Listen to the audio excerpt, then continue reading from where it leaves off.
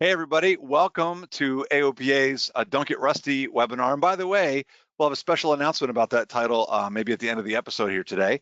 But today we are talking about You Spin Me Right Round, if you get that reference from way back in the 80s, spins and how to stay out of trouble. And of course, we have a really special guest who we'll introduce momentarily. So we're super excited to have her on because she is a spin expert without a doubt.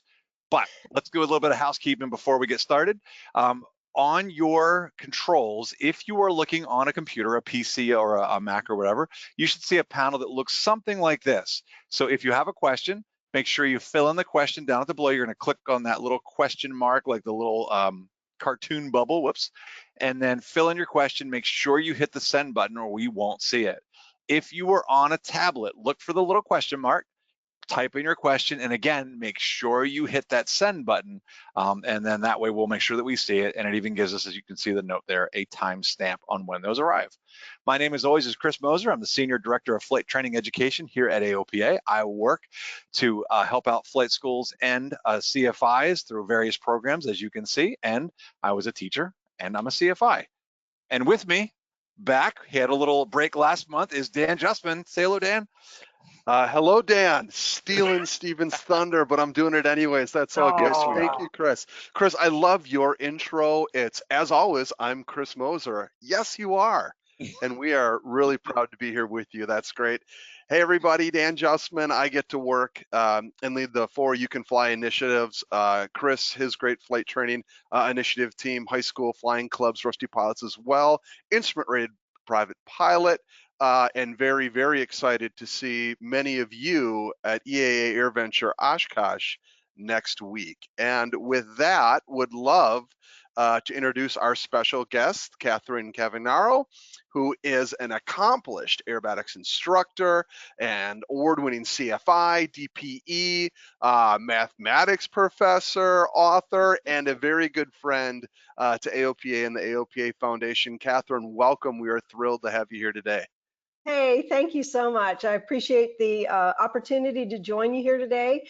As Dan mentioned, yeah, I have probably too many jobs. My full-time job is as math professor, but my fun job, don't tell the university, is teaching aerobatics, teaching people how to get out of trouble and better yet, stay out of trouble. Right. I'm also an examiner for the FAA, and I am a proud columnist for Pilot Magazine. I write the Flying Smart column, and I'm in every other issue for flight training as well. So it's a lot of fun to have multiple ways to spread my safety message. But I appreciate the invitation today. Yeah, we're happy to have you here. Thank you. And with that, would love to, as always, introduce our behind the scenes guy, Steven Schroeder. Steven, say hello. Hello, Steven. Oh, I wrecked it again. I never get that right. No worries. As always, coordinator, flight training initiative, working in the background, pulling the strings, trying to keep everything working as best I can. So I get to work on a variety of things within the flight training initiative, and it's always a blast. So happy to be here. I noticed the graphic where you hint at your face, which we never will reveal until we get 1 million subs. But you can see a little hair added on the math thing today, Steven. Right. With Catherine, I had to math some things out. So. So very, very cool. All right. All right, Dan. Yeah, so as always, don't get rusty, and all the other You Can Fly programs are funded by generous donations from individuals, foundations, companies as well. Everything that we do in all our programs is funded by donations. Not $1 of member dues from AOPA comes to our program. So we appreciate the support. We love to do what we get to do and grow and support general aviation and offer opportunities through the high school curriculum and help promote GA safety and opportunities to fly. So please, if you would like to see AOPA move forward on these and AOPA Foundation move forward, please, we would love to have your donations there, aopafoundation.org. Thank you, as always, for your support. All right, cool. I got to click. It won't click. There it goes. Awesome. Two questions that always come up before we even get started. Can I get wings credit for this? You sure can. If you are watching the live broadcast, you can get wings credit for this. All we need is hopefully you've registered with your FAAsafety.gov email address. If you've done that, there's nothing more that you need to do. We will take care of the rest. It'll take a few days for that to show up in your account, but we'll take care of it. If you did not or don't know if you registered with your FAAsafety.gov email address, please email us at ftinitiative@aopa.org, ftinitiative@aopa.org, and we will manually enter that in for you. Question number 2 that always comes up. Man, there was some great information in there. Catherine was really spot on talking about all this great stuff, stalls and spins, but I need to go back and listen and learn more. How can I do that? Well, you can do that by watching the recorded version of this and all of the previous Don't Get Rusty webinars on our YouTube channel, AOPA Pilot Video. Follow the playlist for Don't Get Rusty webinars, and also at webinars.aopa.org. We've got a playlist up there as well. So please do go back and look. But remember, if you're watching the recorded version, you are not eligible for wings credit. Stephen, was there anything exciting that happened on this day? Well, there sure is. July Wow. 18th of 1915, Catherine Stin became the first woman to do a loop-de-loop in an airplane. She Very actually cool. had quite a few accomplishments throughout her flying career. Fourth woman to earn her pilot's license in the U.S., youngest licensed female aviator in the country in 1912. She's the first woman to fly at night. She was the first female skyrider. All kinds of crazy achievements if you have a chance to look That's her up. awesome. Very And this cool. woman was born in Thanks for 1891. highlighting her. Yeah, she was That's born in great. 1891. She lived until 1977, where she passed away in Santa Fe, New Mexico. So imagine the amount of changes she saw No kidding. with aviation crazy. alone. Yeah. Amazing. And she's not flying a Stinson though. She's flying a Curtis there. Interesting. I'm sure that was corrected. All right. Hey, we're going to turn it over here to Catherine in just a moment. So let me switch screens. And Catherine, while I am doing that and getting set here, we've already got some questions. And I'm just giving you control about, do you give training and that sort of thing? So I don't know if you'd like to give a shout out for your school where you guys do that and let folks know about that. Sure, yeah. So I teach at Ace Aerobatic School here in Sewanee, Tennessee, and my email address is catherine@aceaerobaticschool.com. Cool. So let's see. I thought I said yes to the flight controls or the. Let me make sure that I got it. I can send it. You should be the presenter. You have control. Yep, you've got the control. I apparently have less control than you think. Hang on. So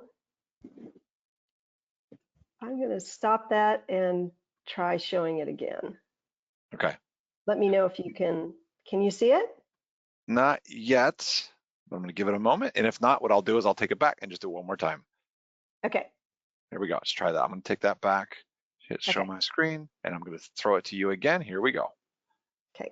Folks, this all works super smoothly as we practice it like 4 times. We promise it worked great. It's just make sure we keep the ball centered. Now I can see your screen. Oh, you can. Okay. Yes. Cool. So yeah, go ahead and start your show. There we Okay. go. All good.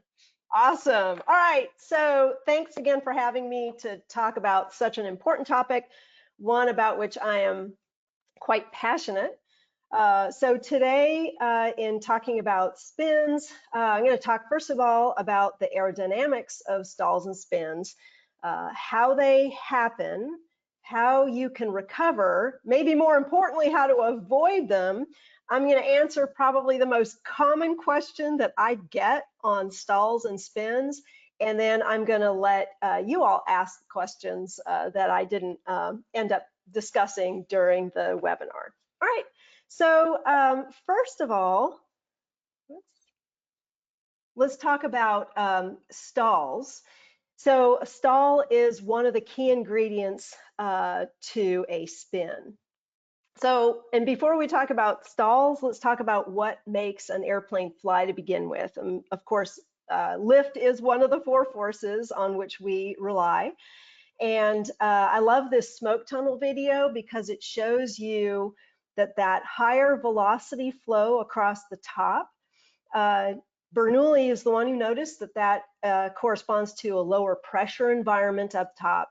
So you have a higher pressure downstairs, you have a lower pressure upstairs, so you get a net force in the upward direction. I also love the video because you'll see just at the tail end of the airfoil, you'll see a bit of disturbed flow. It starts to separate a little bit. And you'll never get rid of that, but you minimize it with a pointed trailing edge. So that's why our airplane wings have pointed trailing edges. It's a device to bring that flow back together as smoothly as possible. So just file that away because I'm going to come back to that. Well, hey, Catherine, looks like we're not getting the video showing through. I know you've clicked the slides, but we're not seeing that. So I'm trying to think how to refresh that one. Yeah, because folks are asking, they don't see the video. Yeah. So do you see the still? We just see the still a spins. It hasn't moved past that. So it's like Strange. frozen. Yes, very strange. I'll tell you what, let me trying to think, maybe we can coordinate. I'll take this back and let's see if I can show it on mine. And then we can coordinate, just tell us which slide you're looking at. Here, I'm gonna click show my screen. Let's see, you guys let me know if you can see the video now of I'm showing the one of the wind tunnel. Yep, affirmative. Okay, so you're just gonna show it on yours now. Yeah. Is that correct? Okay. Yes. So we're just showing the wind tunnel and you got that, and you just tell me when going to the next one. Okay, so backing up, you'll see the extent to which the flow across the top is accelerated. And again, you have that bit of disturbed flow. It just starts to separate at the back. And again, the reason our wings have pointed trailing edges is an effort to bring that flow back together, but it's never going to be quite perfect. So if you want to file that away, I will get back to that. Oh, let me click to the next slide for you. And you mean that the molecules don't meet at the end? No, I know it sounds so romantic, those two molecules at the front, they go off on their solo journeys and we'd like to think that they meet again, but the fact is those two molecules will never meet up again. All right, so lift has a number of ingredients to it. There is the air density. So whenever you have a higher air density, you're lower to sea level, you have a colder day, you have a higher altimeter setting, all of those are ingredients for greater air density, so you get more lift. S is wing area. So when you have bigger wings, you have more lift, which makes sense. Of course, you pay the price for that, right? So you also have more drag, so that's why you don't have airplanes that have just ginormous wing area. And then velocity has a profound effect on lift, and you see that because of the squared. If you double your velocity, you're quadrupling your lift. If you cut your velocity in half, you cut your lift in a quarter. So the pilot, in choosing a velocity, is having a profound effect on lift. And of course, coefficient of lift is just a code word for angle of attack. As the angle of attack goes up, the coefficient of lift goes up, well, until you get to the stall angle of attack, and then it kind of goes to hell after that. But so, if you're flying a given airplane on a given day and you're not shedding wing parts, you can't do much about air density or wing area, but you can do a lot. The pilot has a lot to say about the velocity with which she flies and the angle of attack she chooses. All right, so drag, two main forms of drag. The first one is induced drag, and that is an inevitable byproduct of lift. So it's more pronounced when you're at a higher angle of attack, which tends to occur at a slower airspeed.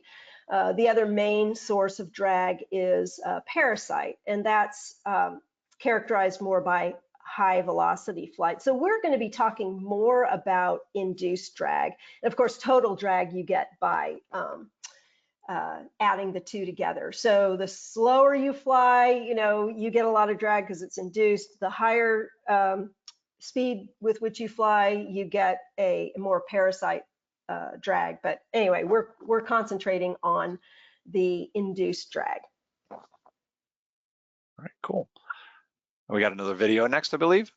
Yeah, so Okay. you can really think about induced drag. The official name is lift-induced drag, and it's the drag that you incur because your wings are lifting. And again, the wingtip vortices, you have the higher pressure downstairs, the lower pressure upstairs, and so you have that higher pressure air around the wingtips seeking that lower pressure environment. So if you think about it, it's a form of, obviously it's a form of drag. It's an inefficiency, right? If you could sort of harness that air downstairs and keep it there, you know, you'd have a higher pressure differential.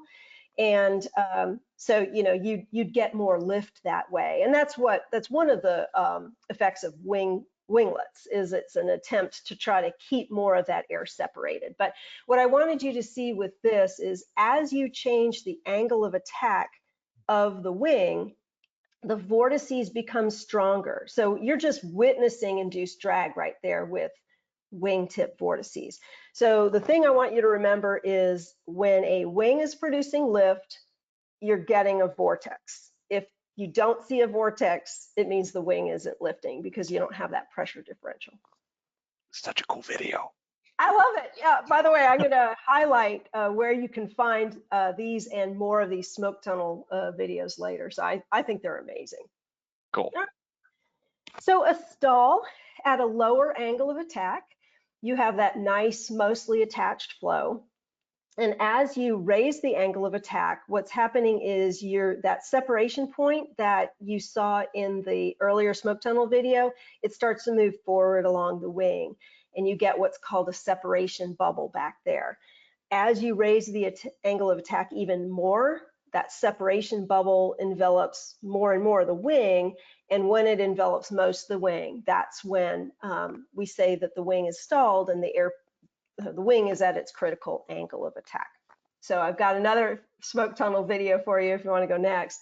So you can see that this airfoil is at a positive angle of attack, and you'll see that separation bubble move forward, and that big dead air zone at the back, that's a source of a lot of drag, and, you know, at a certain point, reduced lift.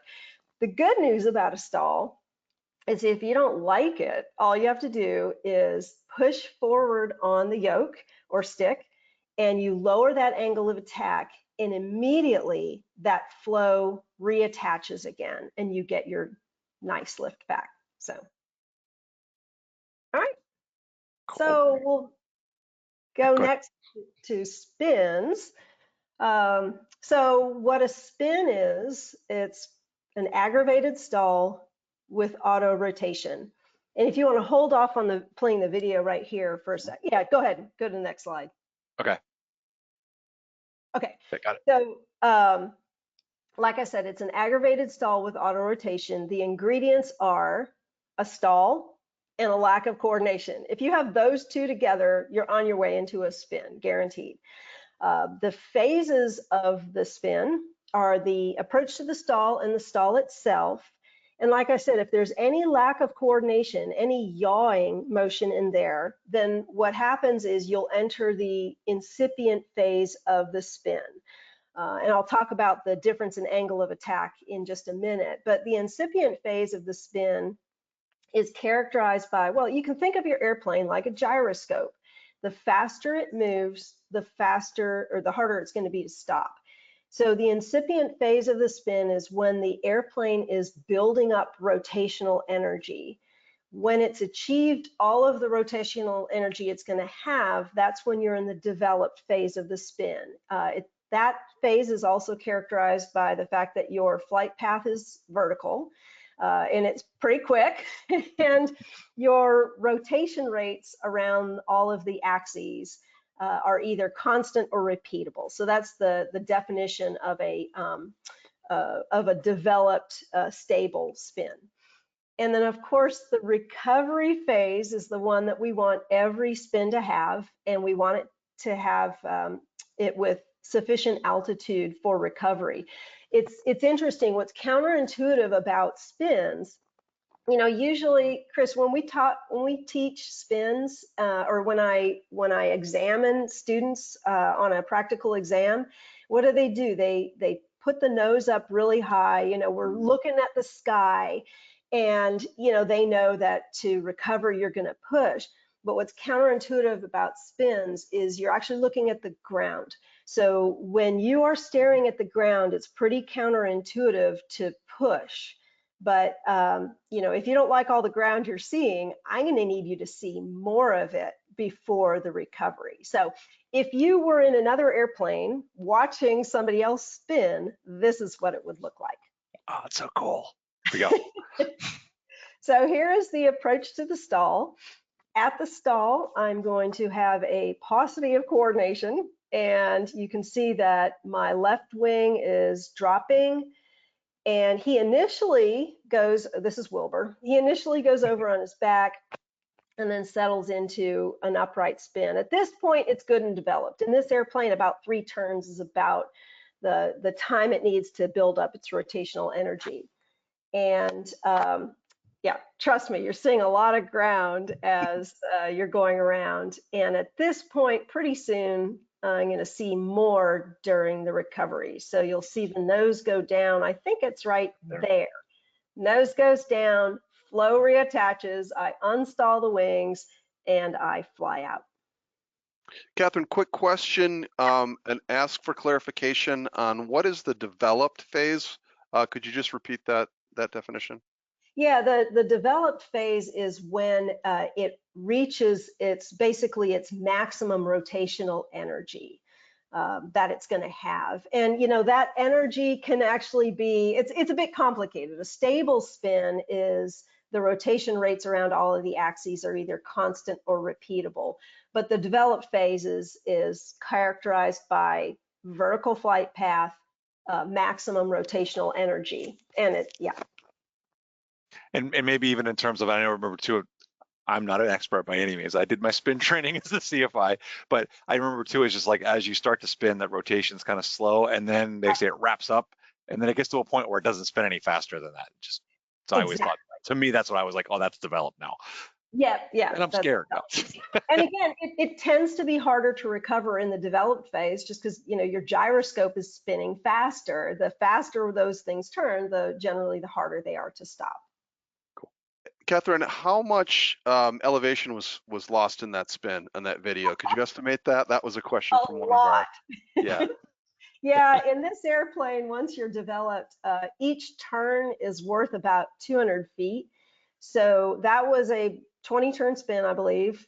So, you can do the math. I lost a lot of altitude there, but there was also some of it devoted to the recovery. So that was probably a good 5,000 feet or so of altitude loss. You're going down in this airplane, you're descending at about 6,000 feet per minute. So sometimes when people see my VSI and it's pegged at 2,000 feet per minute down, it's like, no, it's way worse than that. It's 6,000 feet per minute down. Yeah. All right. I'll go to the next one for you. There you go. Oh, yeah. There we go. Okay, so aerodynamically, what's happening in the at the stall? Both wings have the critical angle of attack, and I'm going to talk a little bit more about that later.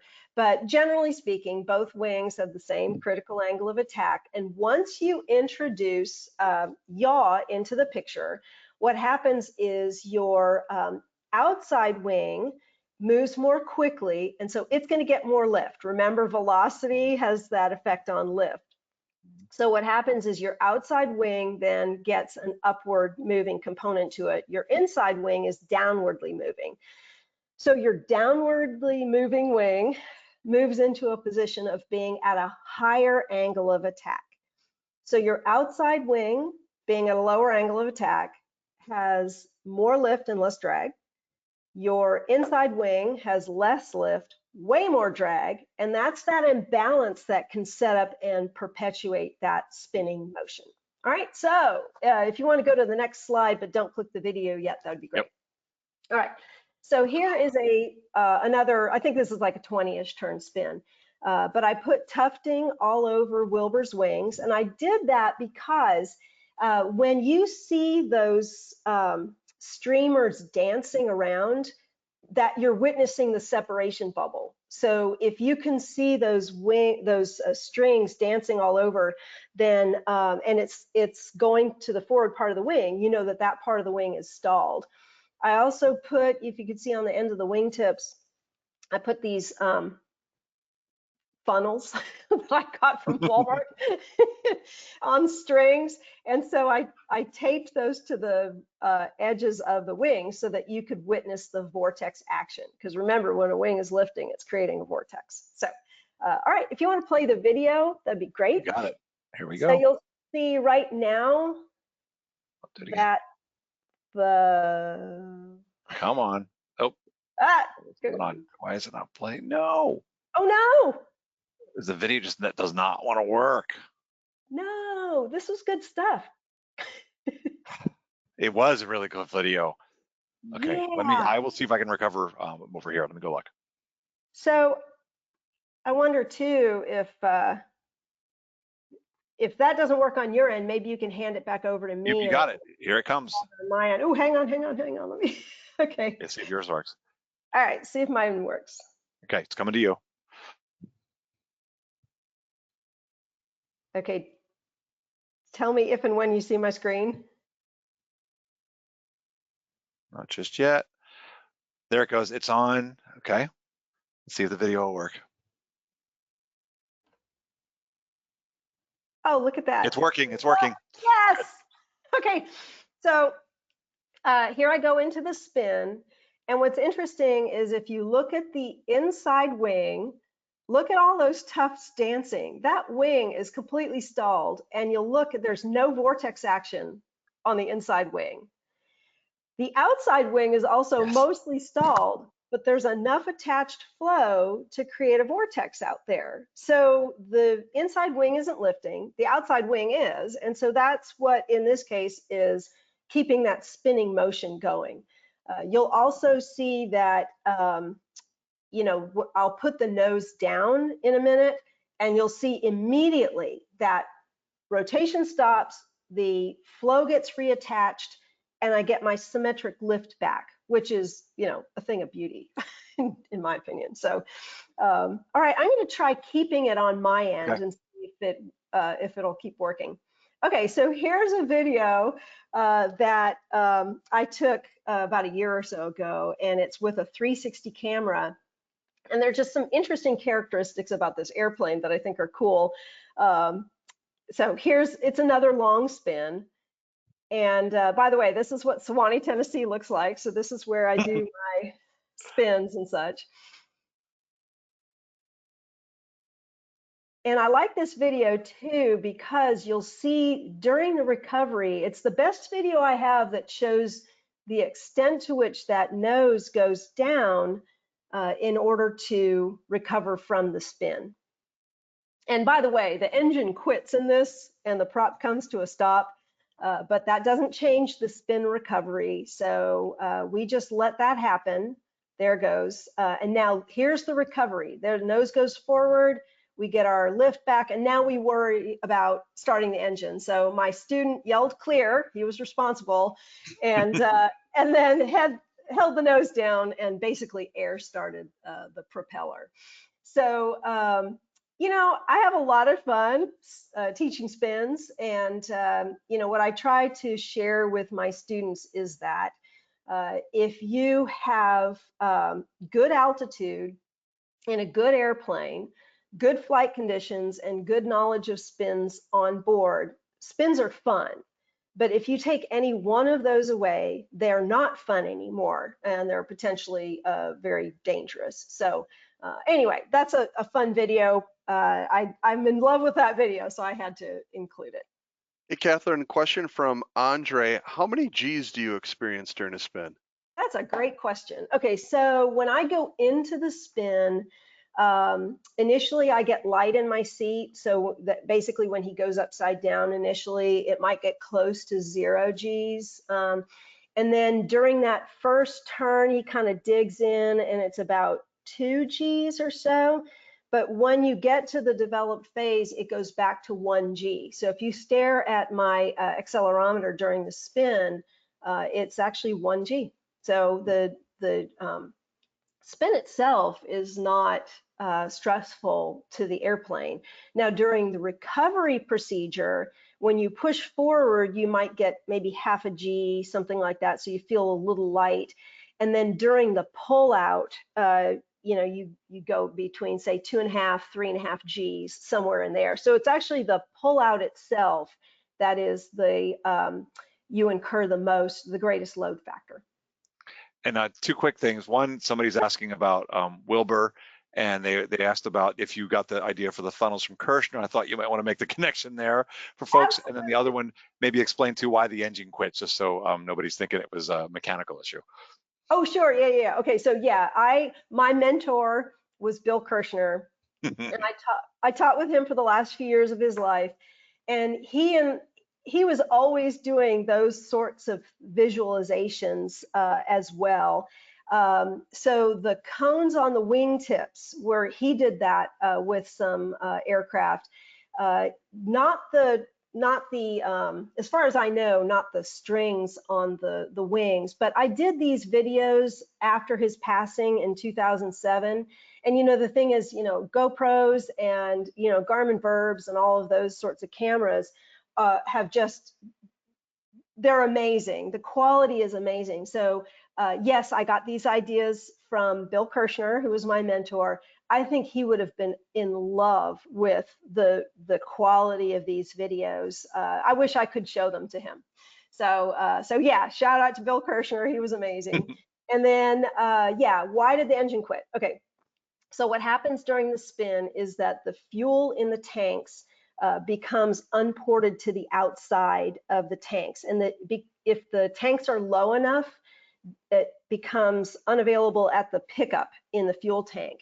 And in my airplane, it takes about 15 turns for the fuel in the lines to be exhausted. And once that happens, the engine quits, and basically the propeller is at a high enough angle of attack that it stops. So that's the reason for that. And it happens all the time. So we're used to it. All right. Well, now we got lots of questions about types of recovery, but I know you're going to talk about that just coming up. So we'll get to it. You should ask. Recovery, yeah. So it's interesting because, from the early days of flight, if you go back and read some of Orville and Wilbur's writings, they were flirting with stalls before powered flight, right? When they were dealing with their gliders. And it's interesting to hear or to read them discuss those things. They didn't have the name stall or spin for it, but you knew what they were talking about. So, these issues of stalling and spinning go way back to the dawn of flight. So recovery procedures are really important. And, in the early days of flight, they were a topic for NACA, which is the predecessor of NASA, National Advisory Committee for Aeronautics. And in 1936, they commissioned a study of the spinning and recovering characteristics of the military aircraft of the day. And of course, the military aircraft of the 1930s is basically what you and I are flying today in general aviation. So their goal was to come up with just sort of an all-around procedure that would work for those aircraft. And this is what they came up with. So the important parts here are that, ailerons should be neutral, rudder opposite the spin, elevator down, and the assumption here is that the throttle is remaining closed. I want to highlight this paper. If you're have a free afternoon, it's not a very long paper, but I'd really encourage you to go back and read that paper. There's some other really, really interesting things in it. But in any case, if you pull out the POH for your own airplane, chances are these are the primary ingredients in your spin recovery. The order might be a bit different, but these are the general recovery items. So for example, in my Beach, she's a Beechcraft Bonanza, basically I love this recovery procedure too, because to me the most important thing is move that yoke forward. And that's the first line item for her recovery is put the yoke forward, opposite rudder, and oh yeah, ailerons and throttle. Ailerons should be neutral, throttle should be idle during the whole thing. So those are really the most important recovery items for general spin recovery. Of course, you should always know the spin recovery procedure for your own airplane. So one thing I like to highlight, though, is that I read a lot about how the rudder is key in spin recovery, and I'm not knocking it. The rudder is a fantastic surface. The Wright brothers are the ones who figured that out. It's important that we have a rudder, but the effects of the rudder can be limited. And the point of this video is to show that just taking your hands and feet off the controls doesn't always work for a spin recovery.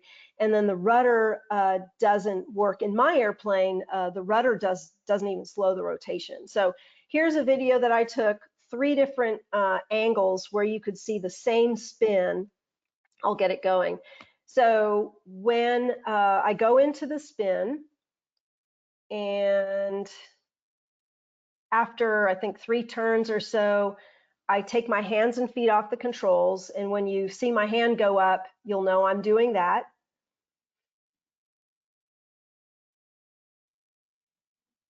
Okay, and then I'm giving full opposite rudder, and it's not even slowing the rotation. So I'm all for good rudder use, but sometimes the rudder can have limited effects. So I just wanted to highlight that. So it's a combination. Right, yeah, Right. Rudder can be an important ingredient, but the point I want to make in our time together today is that there's possibly a more important ingredient. So, all right, so how do spins happen? Well, aerodynamically, it's pretty easy. If you stall and you're not coordinated, then you are on your way into a spin. So if you stall with a lack of coordination, you are on your way into a spin. So let's talk about uncoordinated flight. Anytime the relative wind is not coming perfectly parallel to the longitudinal axis of the aircraft, you are actually in slipping flight. If you're in a turn, that's called a proper slip. If you are in a skid, you're either in a proper slip or a skid. So let me go into each of those individually. So if you are in a turn and you are slipping, that's characterized by giving insufficient rudder for your bank angle. So what happens is the ball moves into the inside part of the turn, and we should be stepping on the ball to coordinate. What happens generally is when you are slipping, your higher wing has a higher angle of attack. It tends to stall first, and you tend to roll over the top. So that you could see that, here is Nikki. Nikki is my Bonanza. So I taped an extra inclinometer up to the top of the panel because it's too hard to see it on my PFD. So I want you to notice that I'm ever so slightly not coordinated by the inclinometer ball. So here we go. Here's what happens, or what can happen if you stall the airplane in a slip. You'll see the high wing stalls first, and she tends to go over the top. If you were taped onto the tail of my aircraft, this is the same slipping stall where you can see the tufting and such. So you'll see the stall happens from the high wing first. Oh, and by the way, don't try this at home. This is an acrobatic bonanza. Okay, so yeah, don't try this at home. All right, skidding stall. When you are in a skid, you are giving too much rudder for your turn. In that case, your low wing has a higher angle of attack. It tends to stall first, and you tend to go under the bottom. So again, here is Nikki. and I am in a left turn and I am skidding, which you can see again, that inclinometer ball is going to be barely off to the outside of my turn. And you'll see just how quickly she snaps upside down. You know, that's a view that you should never see turning final. And unfortunately, it is a view sometimes people see turning final. And it's pretty insidious. You know, when you stall out of a skid, you're upside down sooner. And unless you have sufficient altitude to recover, that's probably not going to end well. So avoidance is the key there. Again, if you were taped onto my tail, this is what that would have looked like. You'll see that the lower wing has a higher angle of attack and it stalls first. You know, for all just a quick time check, we got 4:40 past the hour. Okay. So for all the attention that base to final stall skid gets, truthfully, I think more problems happen on go-around situations. So basically what I did is I put Nikki in the landing configuration. I'm a good trimmer, so which means that the price I pay is when I go around to give full throttle, I get a big pitch up. So I basically just let it happen. And you'll see that the go-around situation is an opportunity to spin. All right, so coordination. Why is it so hard to stay coordinated? Well, coordination is a razor thin line between the infinitely many ways you can slip and the infinitely many ways you can skid. So are we ever perfectly coordinated? Probably not, right? So yeah, it's pretty easy to not be coordinated. Okay, so one question I get is, why are stalls and spins so complicated? You know, I'm teaching my son to fly, which has been an adventure this summer. And he was asking me, you know, we're practicing stalls, and sometimes the nose dropped, which is great. And sometimes, you know, he was having trouble maintaining directional control. And, you know, he was asking me later, he's like, why is a wing dropping on me? And so I said, okay, well, it's complicated. So the point I want to make is that we emphasize for stalls to happen that it means the nose is dropping, but that's actually not all of it. If you are not able to maintain directional control, then that's also the sign that a stall has occurred. And the reason is, okay, so when we talk about a stall, we've exceeded the critical angle of attack. Okay, great. You saw my smoke tunnel video. That's great. But when you look at a wing is infinitely many of those airfoils put together. So it could be that parts of the wing are not stalled and parts of them are. And you'll see in this picture, you'll see that some of the wing sections are completely stalled, some of them are not. So it doesn't even make sense to talk about the wing being at an angle of attack. I know we do, we all do, I do. But what we really mean that is in a general sense. It's actually far more complicated than you know, just talking about a wing being at an angle of attack. So, you know, it's amazing that our wings even stay level. And so I want to talk about why doesn't it happen? If it's so easy to drop a wing in near a stall, then why doesn't it happen in coordinated flight? Well, when we are at a lower angle of attack, we have something called roll stability. So here's an airplane, basically both wings are at the same angle of attack, and I'm using that in a general sense, of course. And then if a wing drops, what happens is the lower wing then moves into a position of being at a higher angle of attack, and so we get a restoring force. And if you want to help that along with ailerons, it makes it even better, right? So, but when we're on the other side of that critical angle of attack, it's the opposite. A dropping wing means a higher angle of attack, so it means the wing is going to continue to fall. And if you make the mistake of trying to help it with ailerons, it's even going to be worse in general. So the thing is, when you're at a lower angle of attack, like in cruise flight, it's not it's not hard to keep the wings level. You know, they dip a bit and they tend to restore.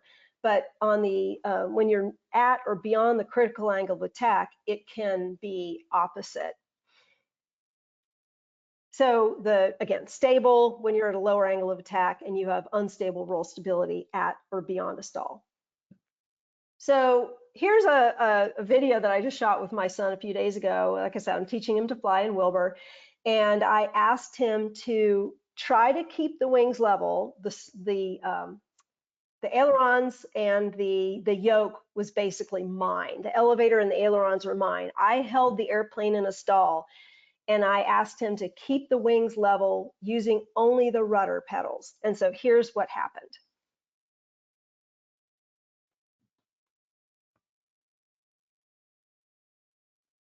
So he's doing a good job here, pretty much. Yeah, no doubt. And then that happened. So, you know, what I'm trying to share is that rudder can help. It's not everything. So remember that a spin happens because of a stall with a lack of coordination. One of those two is harder. It's harder to stay coordinated. The other one is a whole lot easier. Stay unstalled. So in order to recover and avoid stalls and spins, we need to be, you know, spring loaded to push. So if there is one word that I just want you to remember from our time together today, it's push. If you find the aircraft on the brink of a stall, push. Even if what you're looking at is the ground, it typically doesn't take much of a push, but push is the important ingredient. When I teach spins and stalls and things like that, you know, we purposely do uncoordinated stalls, which of course turn into spins. And the first time we do it, I just let them, you know, I just say, let it happen. Let's see what happens. And then we'll laugh about it, turn the plane right side up and, you know, do it again. But and in the subsequent trials, I say that when you start to see it go into the spin, when you start to see that directional control be compromised, all I want you to do is push forward on the yoke. And it doesn't take much of a push. And immediately the event is over. So it's a powerful exercise. You know, again, when I teach spins, I love to teach people, you know, we go into long spins just because it's fun, and I want people to be comfortable with what happens, what's on the other side of that edge, so to speak. But then, you know, I will also want to show them that they have all the power to stay away from that edge if they are spring loaded to push. So I think, Chris, you've tacked on a number of my articles, a couple of ones that I want to just highlight. This came out in last month's Pilot Magazine, and it was basically about my son asking me, why is this so complicated? And then if you are as gobsmacked as I am about those smoke tunnel videos, in my article, gosh, almost 5 years ago, I highlighted the amazing work of Dr. Alexander Lippisch, and there are 13 half-hour episodes that are out on YouTube. So if you go to the article, you'll see a link, but they're absolutely amazing videos. So if you want to use them just to watch yourself or share them with students, it's a great idea. So at that point, I will open up to any questions you have, and I'm happy to hand the controls back to you, Chris. All right, cool. And just so everybody knows, that is on the handout. I will take it back because we're going to do our quick wrap up for the official part of the webinar. And then, yes, Catherine is willing to stick around and answer questions. So let me just grab that back. In fact, it's funny, one of the things that you said too about the push and all that sort of stuff, I always say it's like for my own students as well, the idea of if the airplane's doing something weird, it's probably you. So like, because why is it stalling? Because we're yanking back on the yoke. That's why it's stalling. So yeah. Okay, let me go ahead and make this big. And Dan, do you want to tell us a little bit about AOPA membership? Absolutely. AOPA Foundation, the philanthropic arm of AOPA, we work hand in hand and under the umbrella organization of AOPA, the Aircraft Owners and Pilots Association. So if you are not a member, of AOPA, we would encourage you to do that. Become a member of aviation's largest community. Get the magazines, have your finger on the pulse of general aviation through all the news, all the information that we share regularly. Do your part to protect the freedom to fly. A lot of government advocacy work is done, Capitol Hill in DC and around the country. Airport Support Network, thousands of volunteers, boots on the ground at airports around. All of these programs do cost money to keep them up and running, and all are done to help support and grow and keep general aviation here well and alive here in the United States. So we encourage you to be a member. Lots of benefits that you get above and beyond, discounts from partnerships that we have from industry, non-endemic companies as well. So great stuff to look into. If you're not a member, we encourage you to do so. AOPA.org/membership. Awesome. Thanks, Dan. And just a quick preview of what's coming up next time before we go to the questions. Don't forget, our next episode is August 15th, 2024. Same time as always, 12 to 1 Eastern. We gave up because we kept screwing up the Zulu time. You figured we'd be able to do that, but we didn't put that on. So just 12 to 1 Eastern. And the topic is, do two wrongs make a right? Do two wrongs make a right? So what we're going to talk about is using error-based learning to gain mastery of your flying. This goes a little bit into some of my graduate work, and I thought it would be kind of cool to talk about this. And we're even going to talk a little bit about learning to play music, which applies in. So I'm hoping that'll be a fun episode for everybody. And as always, if you've got ideas for topics, please email us at ftinitiative@aopa.org. But I know, Catherine, we have a ton of questions and some really good ones. One was even one I was like, oh, I want to ask that one too. So Dan, let's do it. All right, I did my best to keep up and to hold off interrupting the presentation because it was great stuff. A lot of stuff jumped around, but I did a bit of work to keep them grouped and thought we'd start with the physics questions. So the first thing that we talked about, of course, was the air molecules. So why do the air molecules that start over the wing not end up together at the rear of the wing? What happens to those molecules? Because we say, go ahead, I'll just leave it like that. Do you have an hour? So you're saying it's go back to this book. yeah, that's a long one. So basically a good model for the flow away from the wing is the flow is, especially at low speed, is relatively incompressible. So what happens is basically you have kind of a Venturi effect above, and those molecules start going faster. Gosh, it's just a lot to explain, but I wrote a couple of articles on this, and maybe I'll just throw it off to that. But the one thing I love about those smoke tunnel videos is you can witness what's true. Mm-hmm. And the fact is they move much faster than, so there's no explanation that they need to meet up again. So I think I'll throw it off to that, but it's complicated. Fair enough. Yeah, good. Hey, Chris, what was that book that you just held up? We had a quick question there. That was the one we did an episode talking about lift. Let me see, Understanding Aerodynamics by Doug McLean. And so we did an episode, I don't know, it was earlier this year maybe. Go back and look at the playlist, and we talked a lot about that. And I did talk about trying to explain why some of those pressure differences happen according to Doug's explanation.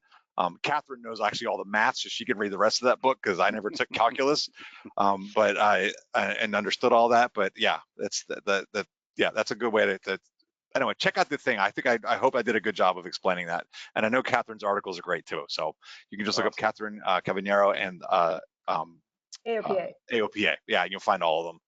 Very cool. Well, since we're talking complicated, Catherine, where are you on the Bernoulli-Newton division of lift? So both of those are models that are used to explain it. So they're both correct. There's no debate. I guess that's where I sit on that. There's absolutely no debate.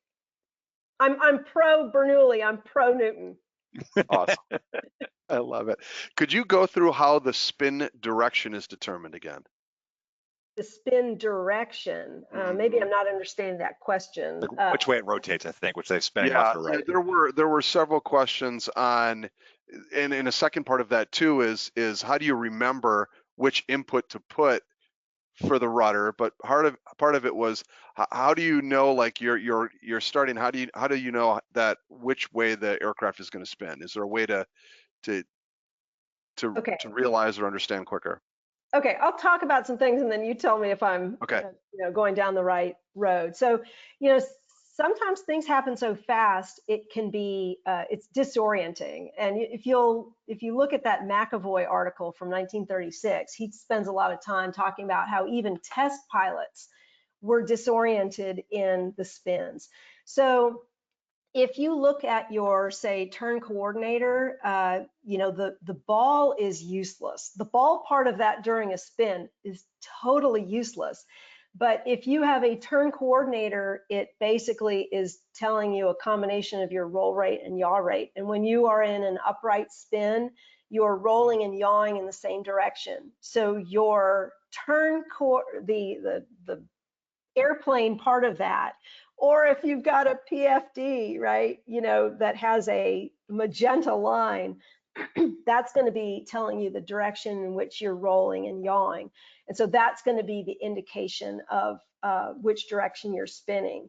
If you are completely discombobulated, it's typical that the rudder would end up being deflected into that spin. So generally speaking, you should push on the rudder that's harder to push. Now, my airplane, interestingly, you can recover without any rudder at all. You can even recover with pro spin rudder, and you hardly notice a difference. If you forget to reverse the rudder in my airplane and just push forward, he recovers as if you had given it opposite rudder. So that's kind of interesting. And have I? Great. Yep, I think you so, yeah. covered that well. Yeah, definitely. What prevents airspeed from going over red line? During, in the spin? Yeah, you're at a really, really high angle of attack. So the only time that you are, in danger of hitting red line is if you push the nose down and you just keep it down. So you're nowhere near, you're on the low end of the airspeed spectrum. Is there any significant from all the drag, right? All that induced drag is kind of keeping you from accelerating, right? Gotcha. Yeah. And speaking of, back to two questions, is there any significant difference between spinning left and right? Does it matter? Is a spin a spin a spin? A spin is a spin is a spin. Now, interestingly, my airplane won't develop to the right. He only develops to the left. A Cessna 150 will develop in both directions. A 152 will only develop to the left. A 172 won't develop in either direction. So you would have seen more right spins if mine could actually sustain a right spin, but he can't. Gotcha. All right, moving on to aircraft questions. So coming from an initial CFI candidate, would you recommend spinning in an aerobatic aircraft or in an aircraft like you train in, 152, 72, DA-20, etc.? So if I have taught spins in utility category airplanes, of course, the ones that are approved for intentional spins. Not every utility category aircraft is approved for intentional spins, like a DA-40 is not. I would recommend an acrobatic category aircraft. One of the reasons is that, the limit load factor for an acrobatic category aircraft is on the plus end, it's +6. And even though we don't go anywhere close to that, it's +6 -3. And so sometimes people can be, you don't know how hard to push and pull when you're first starting, right? So all of the spinning can happen in my airplane between 1/2 a G and 3 to 3.5 Gs, and that's in the normal category, which again, don't spin a normal category aircraft. I'm just pointing out that it's within the normal category limits. But sometimes when people are first starting, they push harder than they need to, they pull harder than they need to. So it's kind of nice to have an acrobatic category airplane with a wider envelope to kind of play with. And then I guide people back into where they should be. So the happy news for, whatever airplane you fly, if you go train for spins, typically the limit or the loads that you incur are in the normal category. So if you're using what you learn flying with, me or another aerobatic instructor to get out of trouble in a regular airplane, you're not going to hurt it. So, so sure, I would, an acrobatic category airplane is great. I have also, again, taught spins in a utility category aircraft, and I'm fine with that. Like the DA-20s are, you can spin those in the utility category, and I think those are fine trainers as well, even though they are not acrobatic. Great, thank you. Lots and lots of questions similar relating to flat spin. I'll just kind of rattle off a bunch and then just let you expand on it. So have you ever gone into a flat spin? How do you recover? Please explain a flat spin and how to recover. How does a flat spin start? How do you avoid it? And can some aircraft enter a flat spin easier than others? Wow, yeah. There's a flurry of flat spins. Okay, so a flat spin is where your spin is primarily, a spin is a combination of roll and yaw. So when your spin has a lot more yaw into it and less roll, that's a flat spin. There are different definitions of flat spin. Like, if you, let me get my little aircraft. So if it were perfectly vertical, it's all roll. If it's perfectly flat, it's all yaw. So generally, a spin or a flat spin is typically like at least 65 or 70 degrees pitch up from vertical. If it's spinning that way, then it's considered a flat spin, and I guess it's mostly yaw. In my airplane, it basically has one spin mode for a given loading. If you put some more weight in the back, you can make it go into a little bit of, you can flatten the spin a little bit, put to an extreme. If you put way too much weight back there, you can make a perfectly fine airplane spin flat, and you might not be able to recover. So some airplanes, yes, I have done a flat spin, and it was in a pit. So a lot of times you excite that, using some aileron input, which generally speaking, you want to keep the ailerons out of spins. People think that, ailerons don't have an effect because the wings are stalled, and that's absolutely not true. And actually spinning flat in, say, an airplane that's okay to spin flat is proof of that, right? But yeah, for my airplanes, the only way you'd get into a flat spin is if you did a bad job loading it. Okay, thank you. Speaking of aircraft approved or not, Piper Archer was the specific model there. Just a curiosity, aircraft that are not approved for spins, is that primarily fuel starvation or aerodynamic issue, or why would they not be approved for spins? That's a great question. There could be lots of reasons why. It could just be that the manufacturer, so generally speaking, for Part 23 certification, the manufacturer for a normal category airplane has to do a one-turn spin, and it has to recover in an additional one turn, although it's exempted from that test if there's a ballistic parachute system that's part of the certification process. The acrobatic category aircraft have to go to 6 turns, and it has to recover in an additional 1.5 turns. It can't show any poor characteristics along the way. And then the utility category is the manufacturer has a choice. They can either demonstrate the 6 and 1.5, which is the only way you have a utility category airplane that is approved for intentional spins. And I want to note too that if it spirals out during that process, like a 172 in either direction or my plane to the right, that's considered fine. They just cut off the test because, they don't want to pick up a bunch of airspeed. Or the manufacturer can demonstrate the 1 and 1, in which case you should have an airplane that's placarded against spins. Sometimes you have an airplane that was originally approved for intentional spins, but it's been modified.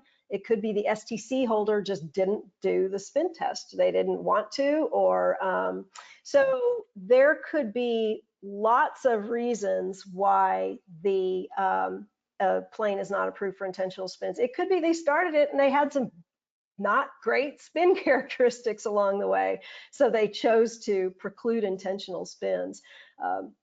So probably too many reasons to mention, but in order to have an airplane approved for intentional spins, you have to have done those spin tests. Good. Thank you.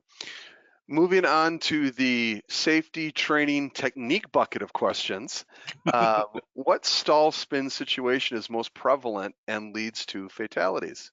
Yeah, that's a great question. And anytime you are spinning near the ground, that's a recipe for disaster. And when we're closest to the ground is when we're in the pattern. So the base to final is, I actually see a lot of times as an examiner, I see people leading their turns with rudder. And that's dangerous, right? Especially in the pattern. If you're leading your turns with rudder, then basically you're skidding around the pattern. That's no bueno. If you add a stall to that, then that's not going to be good. So the base to final, people trying to, they're overshooting, and I see it with regularity. They want to kind of cheat with that inside rudder, and I think it's just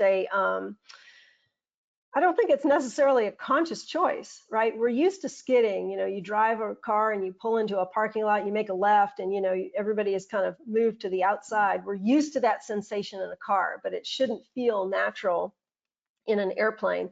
So I see people just unconsciously, I think, just adding that inside rudder to bring that around.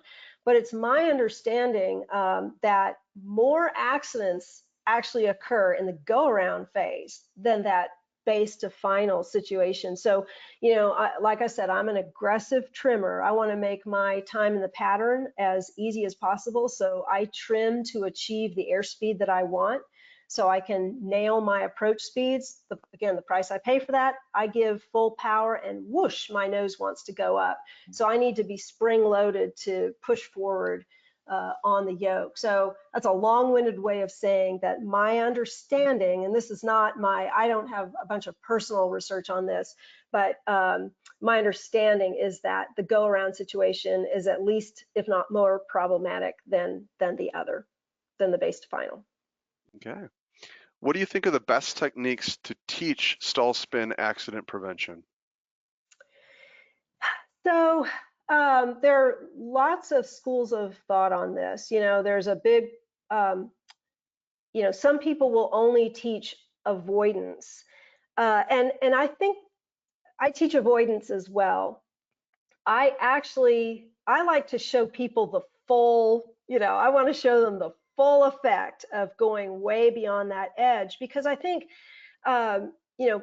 people are, their fear of stalls is more like what lies on the other side. It's that unknown, and I like to make the unknown known, so that if you find yourself in that situation, I think you're less likely to freeze. So I'm all about avoidance, and again, push. If I haven't said the word push today, I want to make sure that I say the word push. Push is going to avoid that situation. And again, it's typically not much of a push that you need, but you need a push. But again, I think it's a lot of fun to spend a day or two with somebody and just really do a lot of exploring.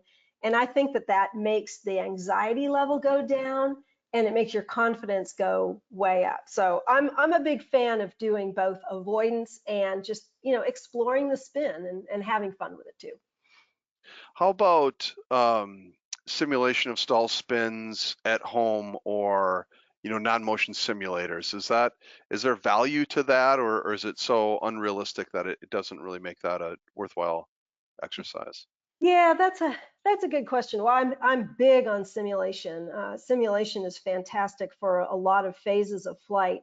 I will say that I think for what we're talking about, being in the comfort of your home is, I think there's something to be said about having these sensations in an airplane, because unless you're in a full motion simulator, which I've had the joy of doing a couple of times. That's a lot of fun.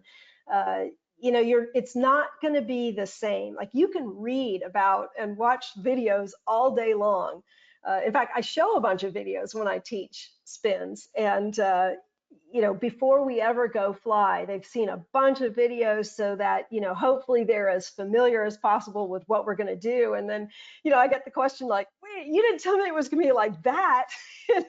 So I think you can sort of read about them all day long. You can watch videos all day long, but until you're actually in an airplane, it's hard to know how you would actually react with that extra pressure and the extra sensation of the world going around.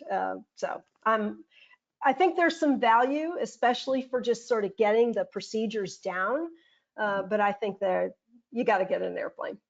Okay. Is there a place, either outside or inside the flight deck, that our eyes should be focused on during recovery?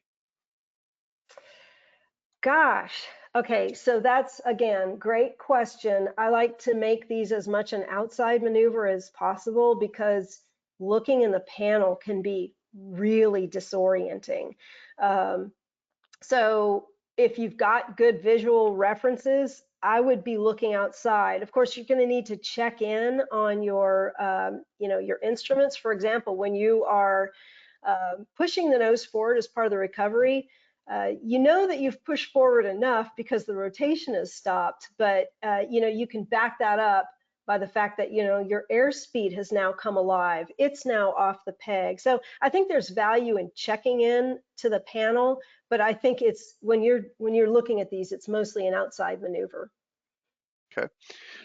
Getting back to low altitude, the worst place to encounter a stall and a spin, what would be the best response? Does it change at all if you're at a knowingly low altitude, say like 1,000 or 2,000 feet? You mean? Is there an abbreviated response to recovery? What's the most important thing to do if you encounter a spin at a low altitude? Push. There you And I go. know that sounds counterintuitive because the ground is right there, but you need to push. And it's amazing, that exercise that I shared earlier that I do, we do uncoordinated stalls, let them, do their thing. But then on subsequent trials, as soon as they start to lose directional control so that we absolutely know they're on their way into a spin, all they do is push and they don't even lose any altitude. So the beauty of it is you don't need to lose any or much altitude to recover. So, even if you're 20 feet off the ground, you need to push a little bit, get that symmetric lift back, unstall those wings. So yeah, push. Okay. And maybe even, just that in there too, Dan, vigilance as well, because I know that in the ASI, they had a thing about the zones, and they talked about, I want to say it was 2,000 feet maybe, but you get into that red zone where you can't recover from a spin. So just that extra vigilance too of like avoiding the stall in the first place so you don't ever get there. Amen. Yeah. And again, that exercise is so powerful. Out of the day-long, spins I teach, that one exercise is one of my favorites because it shows you that just pushing, you have all the power to stay out of that spin, and you don't have to lose any or much altitude in the process. Okay. Here's a question for your CFI hat, maybe DPE as well, but CFI hat for sure. During flight instruction, so this came from a CFI, during flight instruction, I show a power off stall. Suddenly, my student kicks left or right rudder and blocks controls with the legs. Could enter a spin. What can you do to recover from that? So again, push, during that incipient phase, I'm so glad I get to say that word a lot this time. But yeah, especially during that incipient phase, if you push, it's not, you're not going to go over, right? So, and then, I don't know, I'd elbow your student and get them to unblock the rudder, but Right. yeah, that initial pushing is, and students can do surprising things. To all of you CFIs out there, we've all seen people do some surprising things. And I personally see people when they are at their most vulnerable.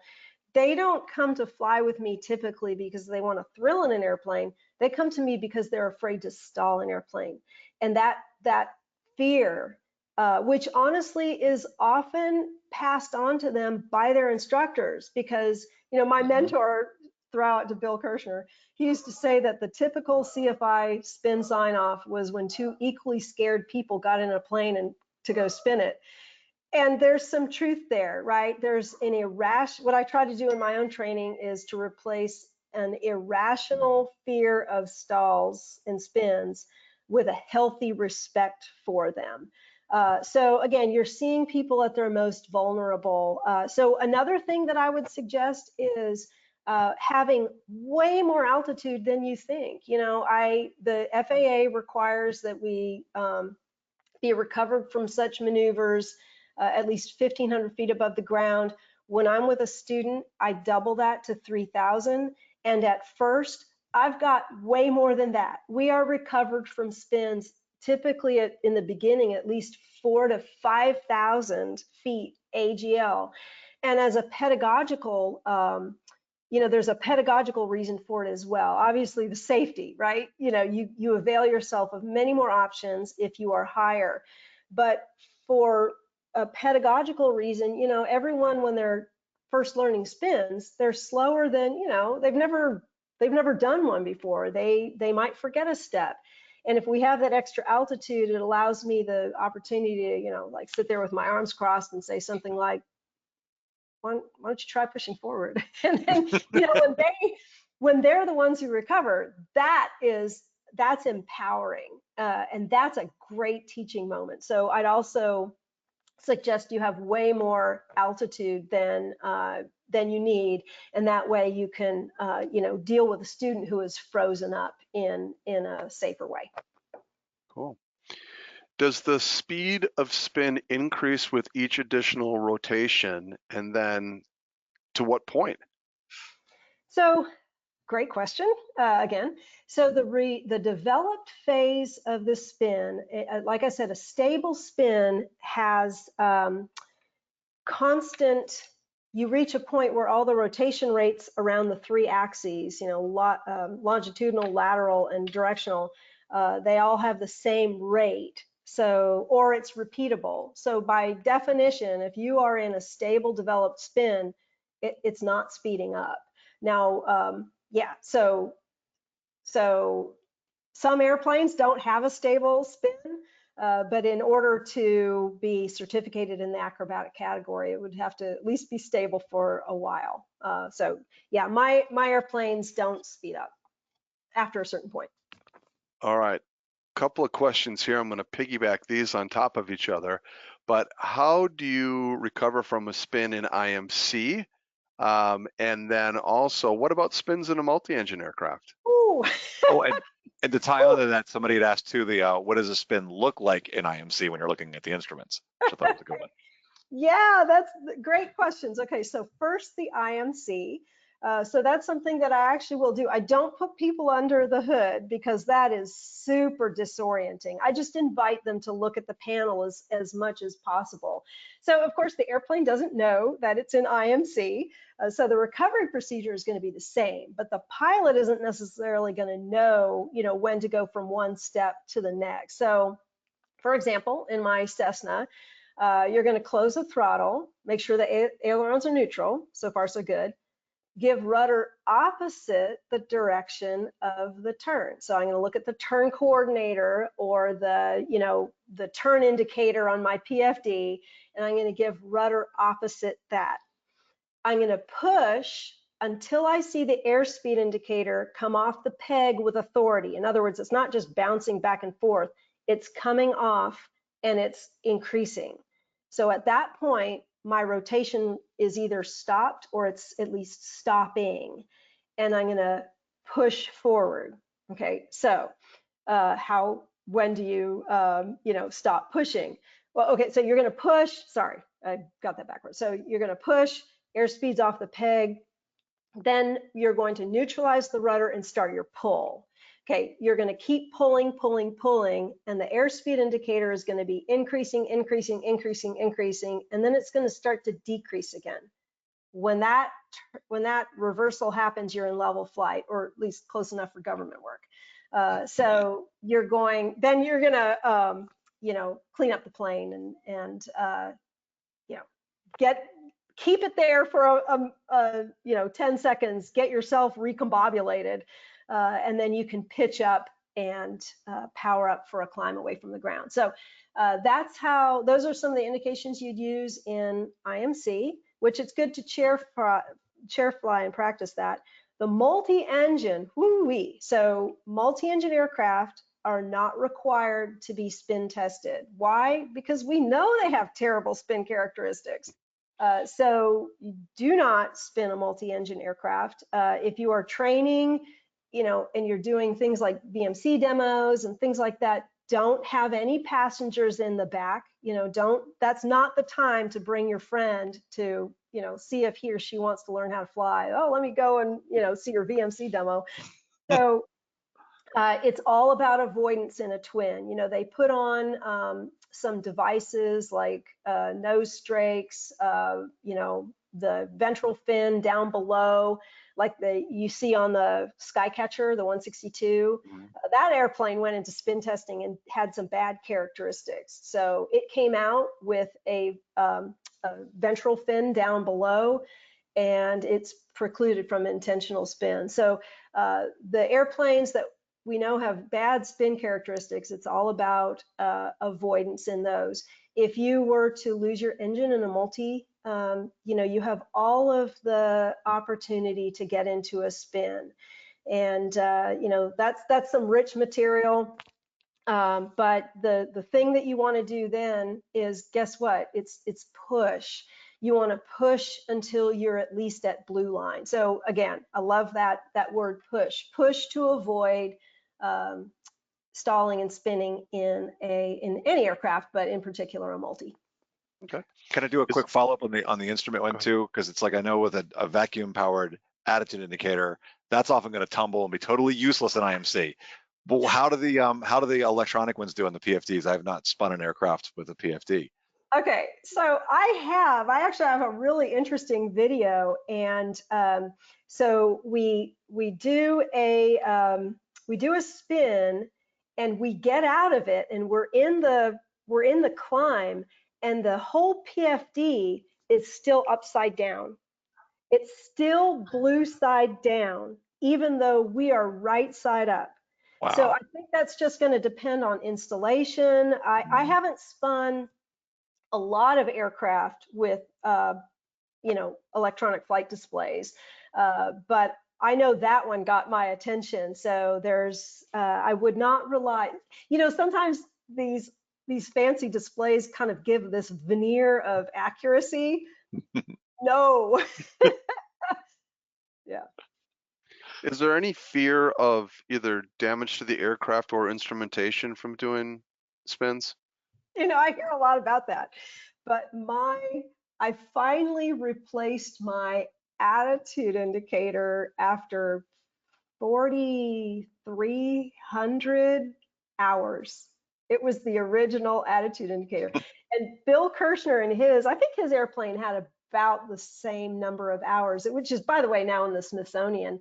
I'm not sure, he might have replaced it, but his was the original too. So, I hear about, oh yeah, it can cause damage, but I actually haven't seen it. All right, I think we can make this one the last question from the group, and it's about from Tom saying, if you're in a fully developed spin in an approved ship and it's not recovering, what do you do? Okay, there's another rich question with okay, so here's a scenario that I see sometimes. People don't know how hard to push or to pull. And so sometimes people tend to be really gingerly with that pushing forward. And what happens is the yoke is all the way at the panel, because that's about how slowly they've pushed. And we're still spinning.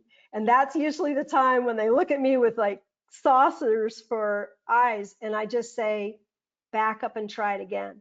And it's an interesting that you bring that up, because I was just recently rereading that McAvoy report for NACA. And he mentions that if you are too gingerly, that you might not recover. So what you need to do is back up and do it again more briskly. And that's the reason that words like briskly are used in our POHs. It's not, that's not the time to be super, you don't want to jam it forward, but you don't want to take all day to do it either. So if it is not recovering, first of all, you want to give it a chance, and that's brought out in that article as well. But if you are certain that it's not working, back up and try it again. Good. With more enthusiasm. Yes, with authority. Yeah.